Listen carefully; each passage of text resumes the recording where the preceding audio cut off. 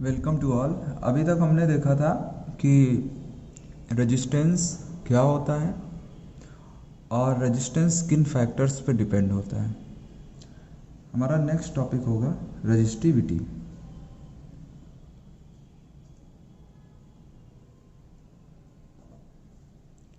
Resistivity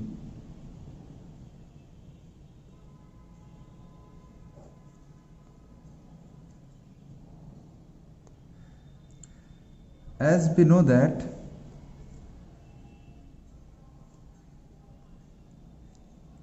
R is equal to rho L upon A, where rho is resistivity, जहाँ पे रो क्या है, resistivity है। अब समझिएगा कि यहाँ पे R, रो, L और A किस तरह से किसी सर्किट पे अप्लाई होते हैं। मान लो आपके पास कोई वायर है, ये आपका क्या है, एक वायर है। इस वायर का लेंथ क्या है, L है। और हमने ऑलरेडी आपको बताया है कि एरिया ऑफ क्रॉस सेक्शन का मतलब क्या होता है कि वायर के सरफेस का एरिया। कहने का मतलब ये है कि अगर इस वायर को हम बीच से कट कर दें तो ये वायर कुछ इस तरह का हो जाएगा। भाई कोई सर्कुलर चीज़ है, पाइप ही है, उसे बीच से कट करके सीधा करेंगे तो ये एक तरह का प्लेन बन जाएगा। अब इस प्लेन के इसी ऊपर वाले सरफेस पे क्या फ्लो हो रहा है, इलेक्ट्रॉन फ्लो हो रहा है। इसी एरिया को ए कहते हैं। यही हमारा क्या होता है, सरफेस एरिया होता है। आर क्या है, रेजिस्टेंस है। इलेक्ट्रॉन फ्लो करते समय जिन जिन कारणों से करंट के वैल्यू को कम या ज़्यादा करते हैं वो क्या कहलाता है, हमारा रेजिस्टेंस कहलाता है। अगर रेजिस्टेंस कम है तो करंट की वैल्यू ज़्यादा होगी, अगर रेजिस्टेंस ज़्यादा है तो करंट की वैल्यू सर्किट में हमें कम मिलेगी। अब यहाँ देखेंगे कि if L is equal to 1 metre, that is अगर लेंथ क्या है, यूनिट है, and A is equal to 1 metre square, 1 metre square area है।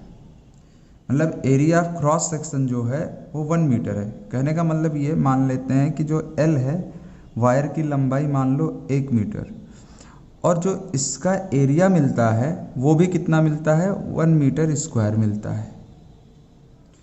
तो R इज इक्वल टू क्या हो जाएगा, रो इंटू 1/1। वैल्यू जब L इज इक्वल टू 1 यहाँ पुट करेंगे और A इज इक्वल टू 1 यहाँ पुट करेंगे तो R is equal to rho into 1/1 मिलेगा, या R इज इक्वल टू हमें रो मिल जाएगा।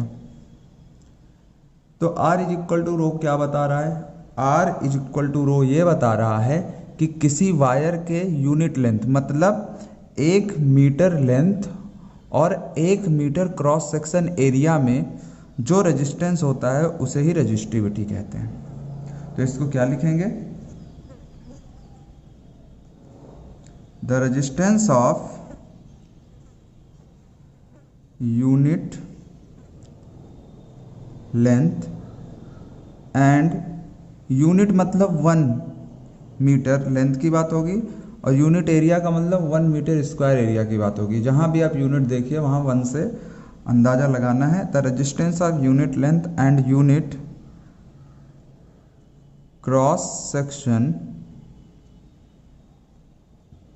Area is called resistivity.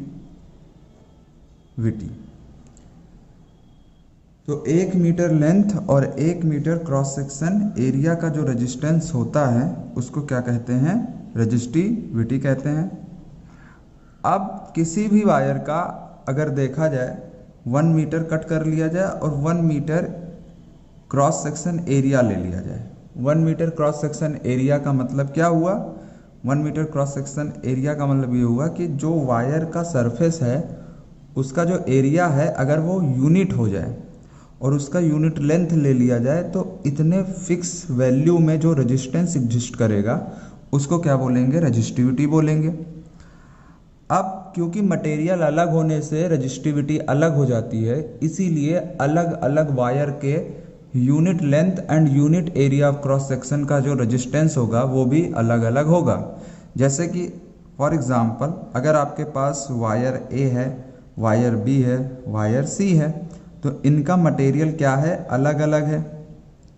इनका मटेरियल क्या है, अलग अलग है। अब अलग अलग मटेरियल का अगर हम यूनिट लेंथ और यूनिट एरिया की बात करेंगे तो रजिस्टिविटी क्या आएगी, अलग अलग आएगी। लेकिन किसी सेम वायर के यूनिट लेंथ और यूनिट एरिया का जो रजिस्टिविटी होगा वो फिक्स होगा। फॉर एग्जांपल मान लेते हैं कि हमारे पास एक ऐसा वायर है जो कि 1 मीटर और जिसको 1 मीटर में कट कर दिया गया। ये 1 मीटर हो गया, ये 1 मीटर हो गया, ये 1 मीटर हो गया, और हर भाग का एरिया ऑफ क्रॉस सेक्शन भी 1 है। हर भाग का एरिया ऑफ क्रॉस सेक्शन 1 है। तो चाहे इस भाग की बात कर लें, चाहे इस भाग की बात कर लें, या 1 मीटर आप चाहे जहाँ से कट कर लोगे वहाँ पे रेजिस्टेंस फिक्स आएगा जिसे हम रजिस्टिविटी बोलेंगे।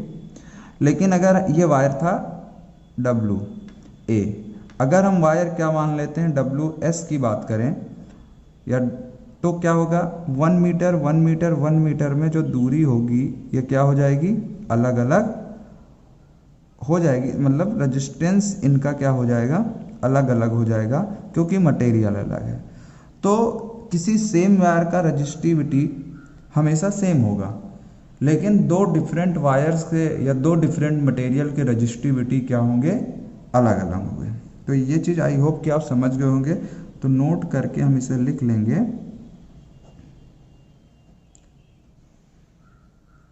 The resistivity of same material is always fixed। और नोट 2 क्या होगा, the resistivity of different materials are different. अलग अलग मटेरियल का रजिस्टिविटी अलग अलग होगा, सेम मटेरियल का रजिस्टिविटी क्या होगा, सेम होगा। कुछ एग्जांपल देख लेते हैं। जैसे कि सिल्वर की जो रजिस्टिविटी होती है वो होती है 1.6 इंटू 10⁻⁸ 1.6 10⁻⁸। इसकी यूनिट आप बताइए क्या होगा, रजिस्टिविटी की यूनिट। इसकी यूनिट देखिए रो है ना। अगर हम यूनिट निकालना चाहें तो रो इज इक्वल टू क्या हो जाएगा, RA/L। एरिया का देखिए ओम क्या होता है, रेजिस्टेंस की यूनिट। ओम क्या होता है, रेजिस्टेंस की यूनिट।